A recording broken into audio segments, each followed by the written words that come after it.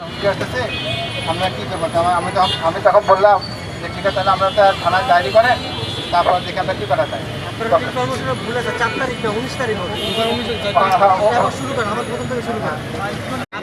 না, ওনাদের একটা অনুষ্ঠান ছিল, অনুষ্ঠানে আমাদেরকে ডাকা পরে আমরা 5 জন শহীদ পরিবারকে ঘোষণা দিয়ে 5টা শহীদ পরিবারের একটা 5টা দোকান বরাদ্দ দেবো। দোকানটা আমরা 19 তারিখে দোকান বরাদ্দ দিলাম। বরাদ্দ দেওয়ার পরে দুদিন পরে ওনারা আমাদেরকে বললো, ভাই আমরা যে দোকান বরাদ্দ দিলেন এখন তো আমাদের যানবাহনকে চলে আসেন।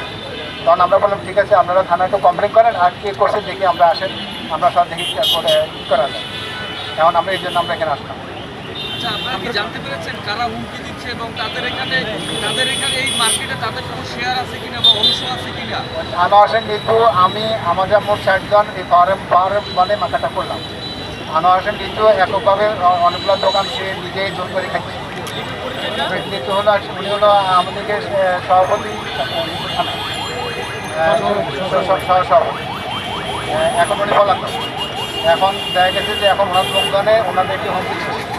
তারপর আমরা বলছি ঠিক আছে, ওনারাই খাচ্ছে। এখন ওনাদেরকে হুমকি দিচ্ছে। এখন আমাদের বলছে বলা হয় বলছে থানায় দিতে পারেন। তারপর আমরা সব আসি দিচ্ছি আমরা এখন আসে আমরা সবাই মিলে দেখি কে হুমকি দিচ্ছি, কোথায় কী বা কারা। আমরা সব জায়গায় দেখি অফিসে কী বা কারা আছে। আমরা আমার নাম মোহাম্মদ ফখরুল ইসলাম ফরহাদ, আমি মার্কেটের মালিক, 60 জনের একজন সভাপতি। আপনি কমিটি সভাপতি? আমি কেশিয়ার। আচ্ছা, আরেকজন